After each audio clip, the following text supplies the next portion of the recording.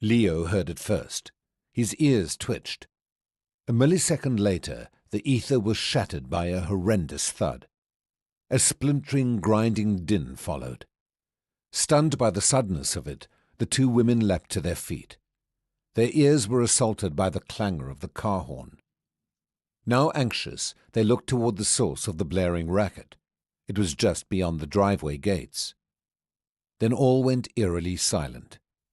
The discordant decibels of the car horn had finally stopped. The dog bounded toward the gate with that swift grace distinct to his breed. Lydia and Elsa chased after him across the plush lawn. They leapt over the immaculate flower beds lining the driveway and dashed through the granite pillar gateway. Lydia, hindered by her high-heeled designer pumps, slowed to kick them off. Elsa, shod with her rubber-soled tennis shoes, got there first. Chaos greeted them. A pickup truck had fused itself to the rear end of a laundry delivery van parked at the side of the road. The chassis of both vehicles had buckled under the impact. Debris littered the scene, shattered glass, crushed plastic, and crumpled metal. The pickup's radiator vented its last gasp with a hiss of steam. The cloying stench of scorched oil and brake fluid, or was it petrol, pervaded the scene.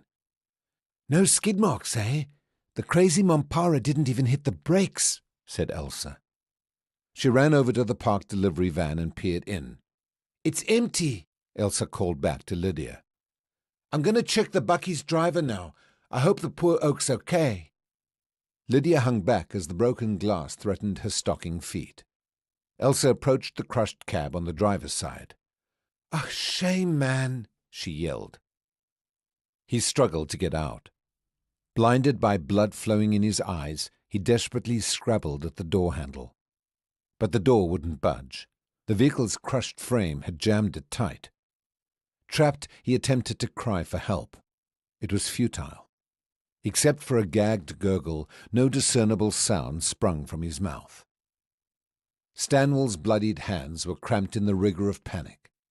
Having failed in their task to free him, they spasmodically flailed in and out of sight. It was an instinctual sign of life, a frantic signal for attention in a desperate quest for salvation. Elsa noticed. Her impulse was to aid the stricken stranger. Noting the lack of damage on the side away from the impact, Elsa chose her course of action well. She forced open the passenger side door, leaned in, fumbled, then found the lap seat buckle, decoupled it, grabbed the victim around the midriff, and then hauled with all her might, backing them both out. "Lydia, help!" she gasped. Lydia cautiously reached over. Together they lowered the injured man to the grass verge. Nevertheless, the distressed man was still in jeopardy. His head had taken the full brunt of the impact. Flesh and bone had bent the weathered steering wheel and shattered the windshield. Bloodied sputum from his broken nose and slashed tongue engorged the back of his throat. Despite his failing cognitive senses, Stanwell realized that he was drowning in his own bodily fluids and that there was absolutely nothing he could do about it. With a simple act of common sense, Elsa saved Stanwell's life. She turned him on his side. The viscous gore encrusted with shattered glass pellets ebbed out of his mouth to be replaced with life-saving air. The relief he sensed was immediate, and his gratitude was complete.